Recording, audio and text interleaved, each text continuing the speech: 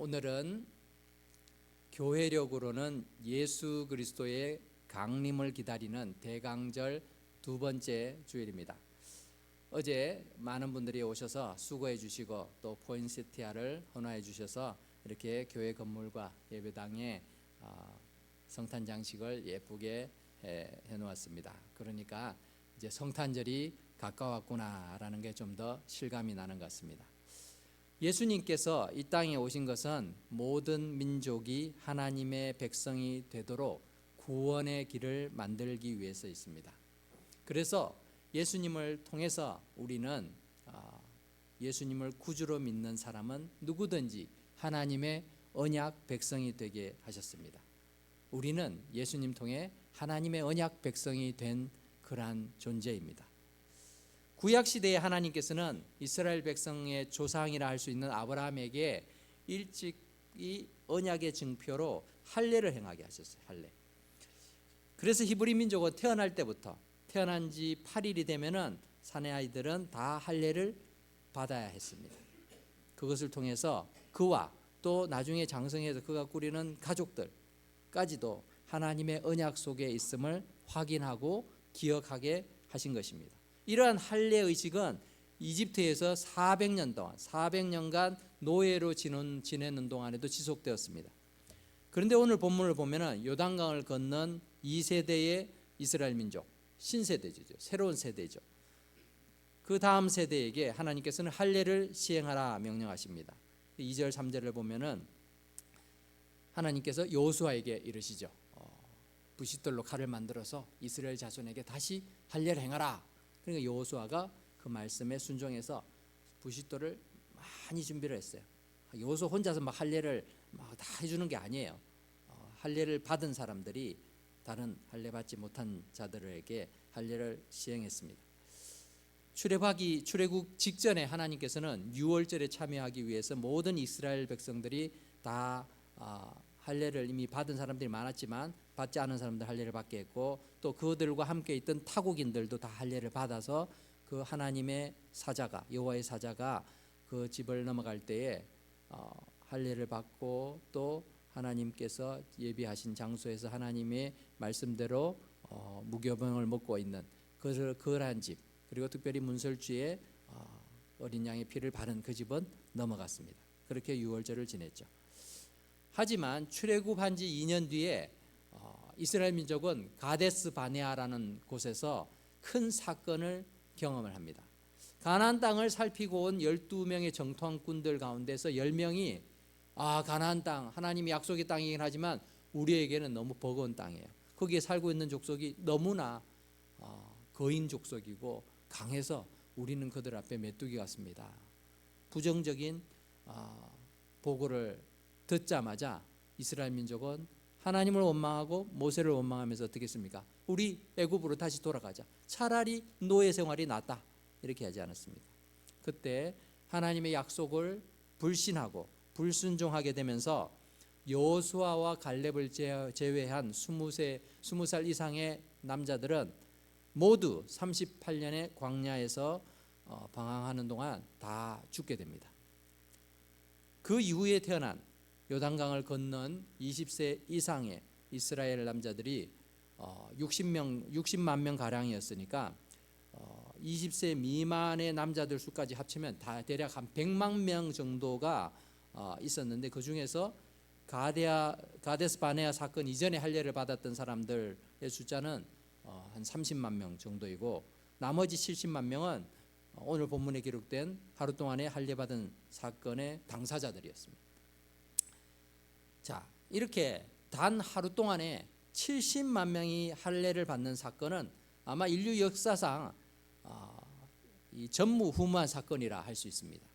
그것도 적들이 도사리고 있는 가나안 땅에서 자기의 요새 속에서도 아니에요. 지금 가나안 땅에 딱 첫 발을 입성해 가지고 그 자리에 머물고 있는 그 자리에서 하나님은 할례를 시행하라라고 말씀하신 거예요. 전쟁을 할 수 있는 사람이 60만 명인데 그 중에서 이 절반에 해당되는 30만 명은 할례를 받아야 할 그런 다음 세대였습니다. 그들이 할례를 받고 며칠 동안 거동하기 힘든 상태에서 이런 모험을 감행해야 했습니다. 왜 하나님께서는 이렇게 하필이면 위험한 시간 또는 중요한 순간 할례를 행하라고 명령하셨을까요? 그거 차차 나중에 시간 될 때 아니면 안정이 되었을 때 하면 더 낫지 않았을까요? 이 할례를 통해서 하나님께서는 이스라엘 백성뿐만 아니라 21세기를 살아가는 우리에게도 가르쳐 주시는 그런 교훈이 있는 줄 압니다. 이 말씀을 통해 하나님이 기뻐하시는 것이 무엇인지 우리가 찾아보기를 원합니다. 첫 번째로 할례는 이 할례를 통해서 우리가 배울 수 있는 가르침은 내 생각이 아닌 하나님의 뜻에 순종하라라는 것입니다. 인생은 타이밍이다 뭐 이런 말들을 우리가 종종 하죠. 사람은 기회를 잘 잡아야 된다라는 말인 것입니다. 여러분의 인생에 있어서도 내가 그때 이렇게 결정했으면 참 좋았을 텐데, 내가 이거 하지 않았으면 정말 좋았을 텐데, 이러한 미련과 후회도 있을 것입니다. 그런 것 때문인지 몰라도 우리는 기회를 잘 잡아야 되고 기회가 왔을 때는 놓치지 말아야 된다는 것이 많죠. 하지만 어떤 가치를 기준으로 삼는가에 따라서 우리가 생각하는 그 right timing, 적기가 달라진다라는 것이죠. 돈을 많이 버는 일이 가장 중요한 사람은 사업을 하든 투자를 하든 또는 일용직 노동을 하든 상관없이 돈을 가장 많이 버는 방식이 최고라고 생각합니다. 권세나 명예가 중요한 사람은 자신이 원하는 위치와 자리에 가장 빨리 오를 수 있는 그런 방식을 찾고 이용합니다. 그런데 하나님의 백성들은 하나님이 정하신 그 때를 알고 그때마다 자신이 해야 할 일들을 바로 알고 행하는 것이 중요한 줄 믿습니다. 오늘 이스라엘 백성들이 처한 상황은 어땠습니까? 1절에 잘 나와 있죠. 1절을 다시 한번 보려고 합니다. 요단 서쪽의 아모리 사람의 모든 왕들과 해변의 가나안 사람들의 모든 왕들이, 즉 가나안 땅에 있는 모든 족속들의 왕들이 여호와께서 요단물을 이스라엘 자손들 앞에서 말리시고 그리고 우리를 건너게 하셨음을 듣고 어떻게 했다고요? 마음이 녹았고 이스라엘 자손들 때문에 어떻게 되었다고요? 정신을 잃었다고. 누가? 가나안 땅에 있는 왕들이. 왕이면요 리더죠. 리더고 리더가 결정을 해서 모든 걸 이렇게 전쟁을 하든 뭘 하든 이렇게 명령을 내리는데 왕들도 마음이 녹았어요. 그럼 뭐 백성들은 어떻게 했어요? 다 마찬가지였겠죠. 어떻게 보면은 지금이 공격할 수 있는 가장 좋은 시간인지도 몰라요. 왜냐하면 적군이 전의를 상실했잖아요. 우리는 이제 이들하고 싸우다 큰일 나겠구나. 지금 전의를 상실한 상태였습니다. 가나안 땅을 정복해야 되는 이스라엘 입장에서는 요단강을 건넜다는 소식에 마음이 녹고 정신을 잃을 정도의 두려움에 사로잡혀 있던 지금이 전쟁을 해서 승리할 수 있는 가장 최적의 타이밍이었습니다. 그런데 하나님께서는 이스라엘 민족을 향해서 전쟁을 위해서 무기를 정비해라 또는 전투 훈련을 해라 뭐 이런 걸 시킨 것이 아니라 지난 38년간 시행하지 못했던 할례를 오늘 해라라고 말씀하십니다. 그것도 뭐 나누어서 오늘은 이만큼 하고 내일은 이만큼 하고 이렇게 한 게 아니라 하루에 그냥 다 시행해라라고 말씀하셨죠. 할례를 받고 나면 상처가 아무는데 참 일주일 이상이 걸리죠. 그리고 거동하는데도 여전히 불편함이 있습니다. 지금 눈앞에 가나안 족속들이 이렇게 다 있고 그리고 언제 적들과 싸워야 될지 모르는 상황에서 이 군사의 절반, 그것도 20대 30대의 가장 혈기 넘치고 용맹한 젊은 남자들이 할례를 받는다라는 건요, 이거 무모한 짓이에요. 전쟁사에서는 이런 전략은 있을 수가 없는 것이죠. 그럼에도 불구하고 여호수아는 하나님의 명령에 따릅니다. 그리고 이스라엘 전체가 그 명령에 순종했습니다.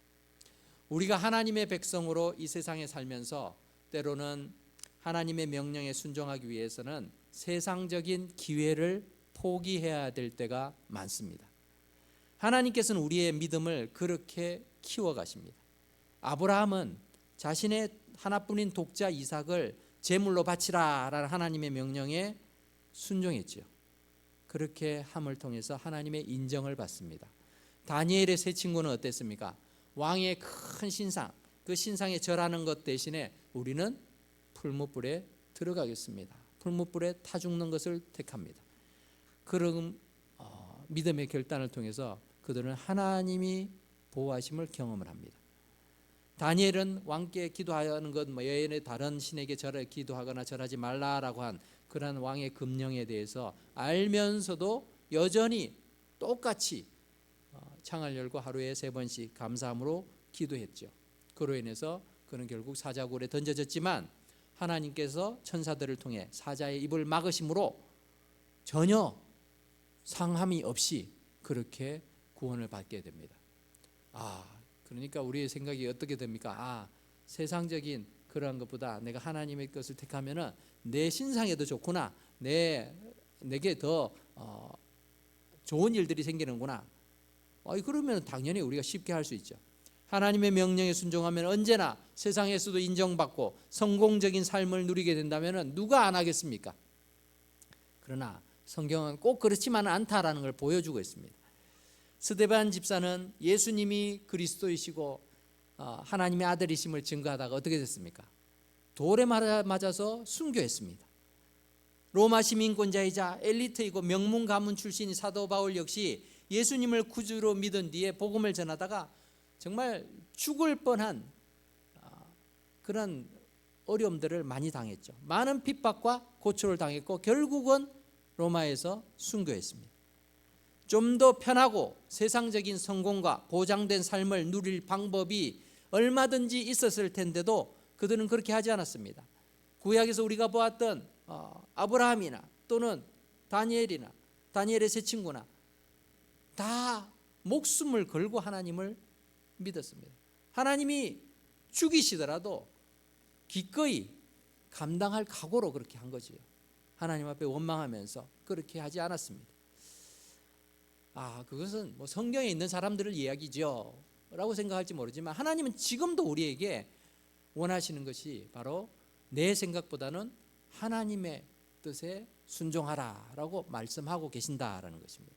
이것을 실천하는 사람들이 우리 주위에 없느냐? 많이 있어요. 우리 성도들 가운데도 있는 줄 압니다. 여러분의 인생에 있어서도 내가 하나님이 기뻐하시는 일이라서 내가 이렇게 하는 것이, 이것을 선택하는 것이 내 앞길에도 내 가족에게도 내 사업에도 유익한 일이지만 내가 하나님을 믿는 사람으로서 그리스도인으로서 차마 이거 못하겠습니다. 그렇게 포기함으로 불이익을 당하고 또 손해를 본 사람들도 많이 있는 줄 압니다. 지난번 다니엘 기도의 간정자로 썼던 우성염직의 대표인 구홍림 장로님의 간증을 제가 들었어요. 이분은 아버지가 물려준 50년 된 기업을 물려받았어요. 염직, 그러니까 이렇게 이렇게 천을 갖다가 염색하는 그러한 회사였어요. 아주 오래된 회사이고 그 회사를 물려받았는데 이 사람도 처음엔 신앙이 없다가 아내를 통해서 아내가 변화된 모습을 보고 예수님을 더 잘 믿어야 되겠다 믿고 또 제자 훈련도 받았어요. 그런데 그 어머니는, 이 장로님의 어머니는 철저한 불교 신자였어요. 그래서 지난 40년 동안 매년 무당을 불러서 고사 지내거나 구슬한 거예요. 이 회사를 위해서, 회사가 잘 되라고. 그런데 자기가 예수를 믿고 보니 이거 잘못됐구나. 그냥 가만히 있으면은 있던 대로 하던 대로 하면 되잖아요. 근데 이렇게 하면 안 되겠다. 하나님이 기뻐하시지 않겠다 해서 굿하는 거 없애버렸어요. 그리고 전 직원을 데리고 예배를 드리기 시작했어요. 직원들이 좋아할까요? 아니요. 교회 다니는 직원이 10%가 안 되는데 예배 드린 데가 난리가 난 거예요. 왜 우리에게 이렇게 예배를 강요하느냐? 그때 설득을 했다고 합니다. 내가 예수님 믿어 보니까 이 길이 진직 진리의 길이다. 그러니까 당신들 나를 믿고 조금만 참아달라. 한 3년만 좀 같이 해보자. 해보고 만약에 아무런 변화가 없으면은 그때 내가 여러분들 앞에서 하나님 없다라고 선포하겠다. 이렇게 했어요. 예배 시간에 한 70%가 졸고 이러는데도 그냥 꾸준히 했어요. 그러면 좋은 일이 생겨야 될 거 아니에요. 그죠? 얼마나 힘든 반대를 무릅쓰고 시작했습니까? 근데 그 시행한 지 얼마 되지도 않아 가지고 또 전 직원을 위해서 복지 차원에서 다 이렇게 자연에서 힐링하라고 이렇게 여행을 보내줬는데 여행 가가지고 술 마시고 밤중에 한 사람이 물에 들어가가지고 죽었어요. 이런 일이 생기니까 사람들이 뭐라 그래요? 우리 사장이 쓸데없는 짓을 해가지고 이 회사에 큰 문제가 생겼다. 그 다음 주에 이제 직원들 앞에서 예배드리고 예배 끝나고 나서는 항상 사장 자기가 대표니까 나와서 간단하게 말씀도 이제 전달하고 했는데 그때 이제 무슨 말을 하나 이렇게 보고 있는 거예요. 그럴 때 이분이 그런 거죠. 우리 회사가 이 근로자가 많잖아요. 지금 공장이니까 이분들이 그냥 그 일 끝나면 맨날 술 마시고 2차, 3차 가는 게 일인 거예요. 그러니까 뭐 직원들 연수를 갔어도 똑같이 막 술 마시고 그렇게 술 마시지 말라고 했는데 술 마시다가 그렇게 일이 된 거죠. 자, 이런 것을 우리가 좀 고쳐야 되지 않겠느냐. 그러면서 우리가 앞으로는 술을 마시지 말고 이렇게 바르게 직장 생활도 하고 여러분의 건강을 위해서도 그렇게 하면 좋겠다 하면서 설득을 하고 해서 결국은 사람들이 많이 공감을 하고 동조를 했다고 합니다. 그 외에도 뭐 직장을 사업을 하다 보면 많은 문제들이 생기잖아요. 그리고 2024년 전에는 이 회사에 있던 이 뭐라죠? 이상한 그림들을 다 이렇게 수거를 했대요. 수거를 하고 이제 좀 괜찮은 그림으로 옮기려고 하다 보니까 그 그림 뒤에 그 어머니가 언제 붙여놨는지 모르지만 부적을 다 붙여놨더래요. 부적을. 그렇게 어머니는 그렇게 반대를 하고 이렇게 불교에 심취했는데 그걸 다 떼버렸어요. 떼버렸더니 얼마 지나지 않아 검찰에서 압수수색 영장이 나와가지고 회사가 어려움을 당해. 그럼 직원들은 뭐라고 생각해요? 저 부적돼서 이런 일이 생겼다. 이렇게 생각해요. 이게 회사도 이게 세상 기업도요 영적인 전쟁터예요. 우리가 신앙생활을 바로 하려고 하면 더 문제가 생기기 마련이죠. 그럼에도 그가 끝까지 하나님을 붙들고 정말 파산 위기, 부도 위기로까지 갔는데도 하나님을 붙들고 기도함으로 자신의 잘못을 회개하고 또 잘못된 뭐 벌금 그런 거 다 물고 그렇게 하면서 회사가 어려웠지만 하나님의 도움으로 다시 회복이 되었다. 지금은 거의 모든 직원들이 예수님 믿고 직원 예배를 드리고 또 공동체로 일터 교회를 만들어놨어요. 그 직장이 그렇게 되었다는 것을 간증하는 걸 보았습니다. 하루아침에 그렇게 되었겠어요? 어려움이 없으니까 그렇게 됐나요? 하나님 앞에 내가 순종하겠다 하니까 하나님이 뭐 회사를 갑자기 성장시켜 줬나요? 아니요. 어려움은 더 커졌었어요. 우리도 마찬가지입니다. 우리도 하나님 앞에 내 뜻을 포기하고 내 것을 버리고 하나님 뜻에 순종하려고 하면은 어려움이 닥칩니다. 그럴 때 그 안에서 우리는 믿음을 확인할 수 있다라는 것입니다. 고린도후서 13장 5절에 보면 너희가 믿음 안에 있는가 너희 자신을 시험하고 너희 자신을 확증하라라는 말씀이 있습니다. 내가 교회 다니고 있으니까 나는 믿는 거야. 나는 그냥 믿는 거겠지. 이걸로 다 되는 게 아니라는 거죠. 내가 정말 믿음 안에 있는지 너 자신을 한번 시험해 봐라 라고 말씀하고 있죠. 이 말씀을 다르게 표현하면 너희는 어떤 상황에서도 전적으로 하나님을 신뢰하는가 실험해보고 확정해라 라는 말이죠. 평탄하고 평온한 일상에서는 우리가 확인이 어렵습니다. 아유 주님 감사합니다 쉽지요. 근데요 모든 것이 다 바닥일 때 모든 것이 다 이렇게 무너져 있을 때 정말 소망이 없을 때 그때도 내가 하나님을 바라보며 하나님을 의지하느냐 위기 상황 속에서도 세상적인 방식이 아니라 하나님의 방식 하나님의 뜻을 구하느냐 이것이 우리의 바른 믿음의 척도가 되는 것입니다. 하나님의 말씀에 즉시 그리고 전적으로 순종할 것인지 아니면 내가 순종하고 싶을 때 그리고 내가 순종하고 싶은 것만 할 것인지 하나님께서 우리에게 질문하신다면 우리는 어떻게 답을 하겠습니까? 내가 언제든지 주님 뜻에 순종하겠습니다. 이렇게 대답할 수 있느냐라는 것입니다. 여호수아와 이스라엘 백성들은 적진 한복판에서 병력의 절반이 무력화되는 그 할례를 시행하라는 하나님의 말씀에 먼저 순종함으로 앞으로 진행될 그 가나안 땅의 정복 전쟁이 자신들의 무기, 병력, 힘에 있는 것이 아니라 오직 하나님께 달려 있음을 인정하고 확인하는 계기가 되었습니다. 우리도 어떤 상황에서든지 내 뜻이 아니라 하나님의 뜻을 먼저 구하는 성도가 될 수 있기를 주님의 이름으로 축원합니다. 두 번째로 하나님과의 관계를 회복하는 것이 중요합니다. 우리 인생에 있어서 보면요, 뭐 성공, 성취, 뭐 기적 이런 게 굉장히 중요한 것처럼 보이지만 가장 중요한 것은 하나님과의 관계입니다. 신앙생활은 내가 성공하기 위해서 하는 것이 아닙니다. 내 일상을 평안하게 잘 지내기 위해서 하나님의 인도하심, 하나님의 도우심이 필요하니까 내가 신앙생활이라도 해야지, 교회에서 예배라도 드려야지, 헌금을 해야지, 봉사를 해야지, 그러면 하나님이 나를 지켜주실 거야. 내 인생을 잘 살기 위해서, 이 땅에서 내 인생이 남부럽지 않게 그렇게 평탄한 삶을 살기 위해서 우리가 신앙생활을 하는 게 아니라는 거예요.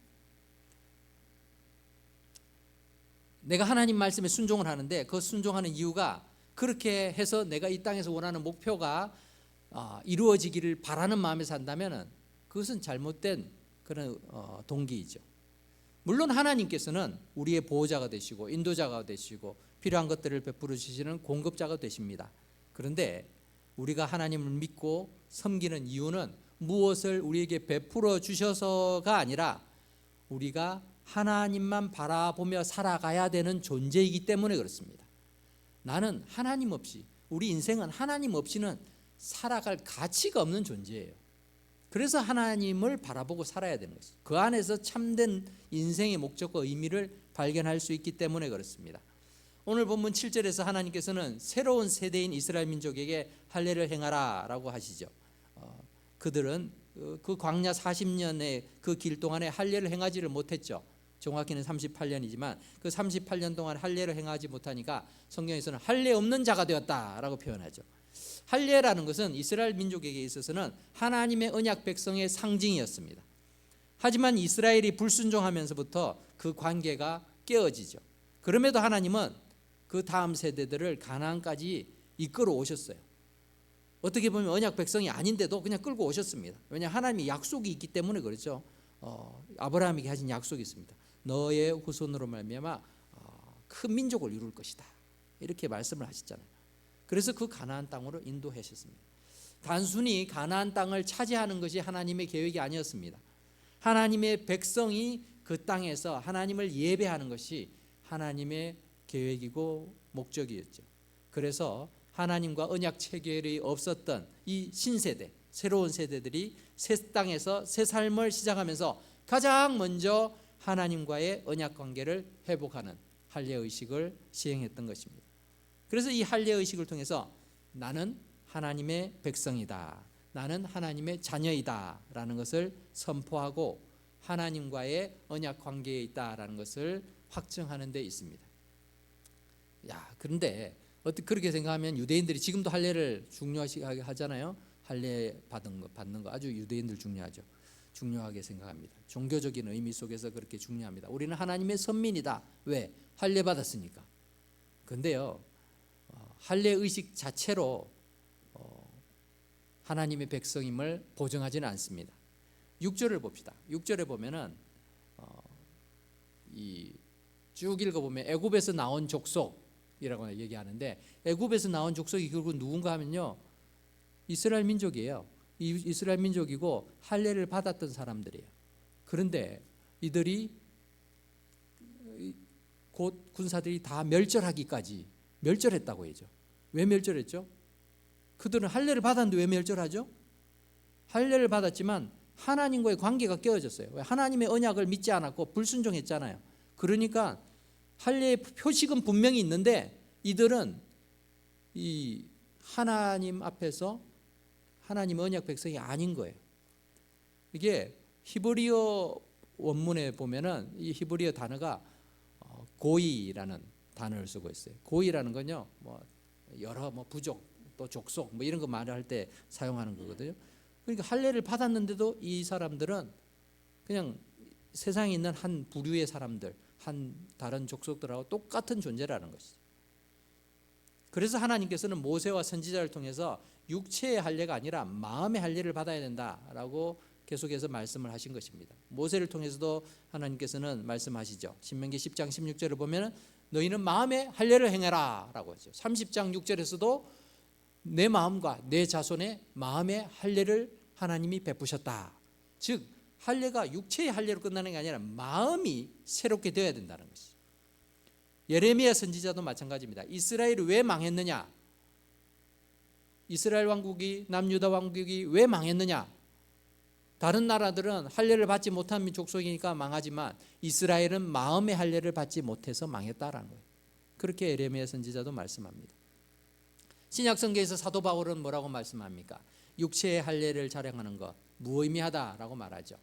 할례 받은 그 유대인들도 율법은 지키지 않고 하나님의 말씀은 지키지 않으면서 그냥 사람들에게 믿지 않는 또 예수를 믿은 이 이방인 그리스도인들에게 너희 할례 받아야 돼.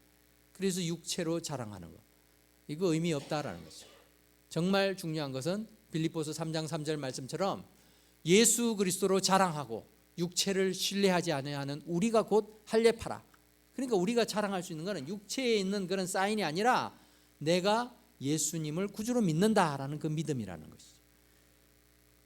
우리의 삶에서 적용해 보면 교회에서 세례를 받았으니까 나는 하나님의 백성이야, 난 천국 가라고 할 수 없다라는 것입니다. 지난번에도 제가 한번 말씀드린 적이 있죠. 어떤 친구는요 군대에서 세례를 3번 받았어요. 그러면 그분은 그 사람은 특별석으로 천국에 갈까요? 아니죠. 그 의식 자체가 하나님의 백성임을 보증하지는 않습니다. 세례는 내가 예수 그리스도를 나의 구원자, 나의 주님으로 믿는다. 그리고 하나님의 자녀가 되었다라는 것을 확정하는 의식입니다. 그러므로 우리의 믿음이 더 중요한 것이죠. 사랑하는 은혜와 평강교회 성도 여러분, 하나님과의 관계를 회복하는 데 힘쓰시기 바랍니다. 말씀과 기도와 예배의 삶이 왜 중요하냐? 내가 하나님과의 그 관계가 계속해서 지속되는 것을 우리가 확인하는 자리예요. 내가 세례를 받았으니까, 아니 내가 주일날 교회에 나와서 예배 드리니까 헌금하니까 나는 그럼 하나님 자녀 아니야? 하나님이 자녀니까 마땅히 그렇게 하지요. 그러나 매 순간 매일의 삶 속에서 내가 하나님과의 관계가 없으면요, 일주일에 한 번씩만 그냥 한 번씩 교회 와서 붙는 그런 관계, 그 관계가 얼마나 친밀하고 가까울 수 있겠습니까? 매 순간 매일마다 하나님과 교제가 일어나야 그때서야 우리가 하나님의 자녀, 하나님의 백성이다 우리 스스로가 느낄 수 있을 뿐만 아니라 다른 사람들도 그렇게 볼 수 있게 되겠죠. 하나님과의 관계를 회복하고 힘쓰는 저와 여러분 되시기를 바랍니다. 마지막으로 할례가 주는 가르침은 구별된 새로운 삶을 살라라는 것입니다. 할례는 육체의 표식이지만 그것만이 전부가 아닙니다. 나는 다른 사람과 다르다. 나는 다른 사람들과 다른 하나님의 백성이라는 것을 기억나게 하는 표시입니다. 근데 이걸요 다른 사람에게 보여주기 위해서 하는 게 아니에요. 내가 나 자신에게 하나님의 백성으로서 나는 이전과는 다른 삶을 그리고 구별된 삶을 살아야 되는 그러한 존재이구나라는 것을 깨닫게 하는 표식입니다. 하나님께서는 같은 사람이라 하더라도 언약 관계에 있을 때와 그렇지 않을 때를 분명하게 구별을 하셨어요. 이 4절 5절에 보면은 백성이라는 그 단어들이 나오는데 이 다 백성이라는 단어를 쓸 때는 하나님이 암이라는 이 히브리어 단어를 쓰세요. 그래서 애굽에서 나온 모든 백성, 이 애굽에서 나온 백성들이 다 할례 받은 사람들이었어요. 이때만 해도 나올 때는 하나님의 백성이죠. 근데 아까 전에 우리가 6절에서도 봤지만 그들이 하나님 앞에 불순종할 때는 언약 관계가 깨어졌기 때문에 이제 더 이상 하나님의 백성이 아닌 게 되는 거죠. 5절에서도 그 나온 백성들이 할례를 받았어요. 그 할례 받았을 때는 하나님 백성이었어요. 그래서 암이라고 표현을 합니다. 그런데 그 이후에는 불순종하니까 어떻게 됩니까? 7절, 8절에 보면은 7절부터는 할례를 행하지 못하니까 할례 없는 자가 되었어요. 그리고 8절에 보니까 새로운 세대가 할례를 행하는데 그들이 할례를 받기 전에는 그냥 모든 백성이라고, 백성으로 한국말에는 똑같이 표현하지만 이 히브리어 단어에서는 그냥 한 족속의 뿐인 거예요. 하나님과의 관계가 아직 형성이 안 된 거예요. 그러니까 여호수아가 명령해서 모든 그 젊은 할례 받지 않은 사람들이 다 할례를 받죠. 그래서 그들이 그냥 하나의 족속이 아니라 하나님의 백성. 암이라는 단어가 어디에 나옵니까? 호세아서에 나오면 호세아의 둘째 아들이 처음에 이름이 로암미였죠. 로암미. 그러다가 나중에 이름이 암미로 바뀌어요. 암미. 암미라는 말은 나의 백성 이런 뜻이에요. 암은 백성, 미는 나의. 그래서 나의 백성. 암미. 그래 암이라는 거. 하나님이 이스라엘 백성들을 어떻게 다루시는가 하면은 할례를 받았냐 안 받았냐 이것도 중요하지만 하나님의 언약 관계에 있느냐 없느냐 이걸 보고 판단하신다는 거예요. 자, 이처럼 할례는 단순히 신체적인 표시로 그치는 것이 아니고 하나님의 백성으로 내가 구별된 삶을 살아야 된다라는 것을 늘 깨닫게 해주는 그런 장치였습니다. 우리도 마찬가지죠. 여러분들이 세례 받았으면요, 뭐 세례 증서가 뭐 지금 갖고 있는 분도 계시고 잊어버리는 분들도 있을 텐데 그게 중요하지 않아요. 중요한 것은 내가 세례를 받았다. 내가 하나님의 자녀이다. 그러므로 나는 하나님이 기뻐하시는 거룩한 삶을 살아야 하는 존재이구나라는 걸 깨닫는 게 중요하죠. 세례 받았다라는 거 그거 기억하는 게 중요한 게 아니고 내가 새로운 삶을 살고 있느냐, 구별된 삶을 살고 있느냐, 거룩한 삶을 살고 있느냐 이것이 더 중요하다라는 말씀입니다. 하나님께서는 왜 가나안 땅에 들어서자마자 그것도 가장 중요한 시기에 이렇게 할례를 시행하게 하셨을까요? 그것은 바로 옛사람, 옛습관 다 벗어버리고 이제 너희는 새로운 존재다라는 거죠. 나와 언약 관계에 있는 나의 백성이다. 구별된 삶을 이제 살아야 된다. 옛날처럼 그렇게 막 살지 말고 방탕한 삶을 살지 말고 또 너 자신의 마음대로 살지 말고 내가 원하는 대로 살아라 라는 것을 말씀하고 있죠. 그렇게 살아갈 때에 그들은 과거의 모든 것을 다 잊어버리고 새로운 삶을 시작할 수 있었던 것입니다. 9절 말씀을 우리 같이 읽어봅시다. 9절 시작. 여호와께서 여호수아에게 이르시되 내가 오늘 애굽의 수치를 너희에게서 떠나가게 하셨다 하셨으므로 그곳 이름을 오늘까지 길갈이라 하느니라. 그 자리의 이름을 하나님이 정해주셨어요. 길갈의 의미는 굴러갔다. 히브리식 표현 방식이에요. 이 이스라엘 민족이 과거에 이집트에서 당했던 많은 수치, 많은 모욕, 노예로서의 그런 습성, 그런 방식 이런 것들도 다 굴러가게 만드셨다. 다 제거하셨다. 이제 그러니까 새로운 삶을 여기서부터 시작하는 거야 라고 말씀해 주는 것입니다. 고린도후서 5장 17절 말씀에서도 우리는 그리스도 안에서 이러한 새로운 신분으로서 새 삶을 경험하게 됩니다. 같이 읽어보겠습니다. 시작. 그런즉 누구든지 그리스도 안에 있으면 새로운 피조물이라. 이전 것은 지나갔으니 보라 새 것이 되었도다. 아멘. 우리가 그리스도 안에 있다라는 건요. 내가 교회 안에 교회 잘 다니고 있다. 뭐 교회에서 봉사하고 있다. 내가 종교를 물으면 기독교라고 적는다. 이 수준이 아니라 내가 완전히 다른 존재라는 거예요. 새로운 존재. 그래서 우리가 새로운 존재로 새로운 가치관, 새로운 또 삶을 살아가야 되는 것이죠. 그 삶의 기준이 되는 것이 하나님의 말씀입니다. 그래서 하나님의 말씀대로 내가 순종하려고 몸부림치는 것이죠. 그 속에는 어려움들이 있습니다. 하지만 어려움 속에서 우리는 오히려 하나님의 일하심을 볼 수 있는 거예요. 내가 원하는 대로 내 계획대로 내 방식대로 할 때는요 하나님의 뜻을 알기가 참 어려워요. 그런데 하나님의 뜻에 순종할 때 비로소 하나님이 나를 이렇게 사용하시는구나, 나를 이렇게 훈련시키시는구나 우리가 깨닫게 되는 것입니다. 우리는 다 부족합니다. 그럼에도 하나님께서는 우리를 예수 그리스도를 통해서 하나님의 자녀 되게 하셨어요. 우리가 잘나서 그런 거 아닙니다. 이스라엘 민족도 마찬가지죠. 자기의 의를 자랑하던 자들 다 망해버렸습니다. 새로운 세대들, 다음 세대들 그들에게 하나님의 언약 관계를 맺으실 때, 할례를 시행하게 하실 때 그들이 다 뭐 똘망똘망하고 또 장래가 촉망되는 그러한 사람들이라서 그런 게 아니죠. 하나님이 차별 없이 다 그렇게 불러주셨어요. 그렇다면은 우리를 구원하신 그 하나님 앞에 하나님의 백성으로, 하나님의 자녀로서 우리는 주님의 말씀에 순종함으로 또 구별된 삶을 살아감으로 하나님께서 기뻐하시는 그런 인생을 살아가게 될 줄 믿습니다.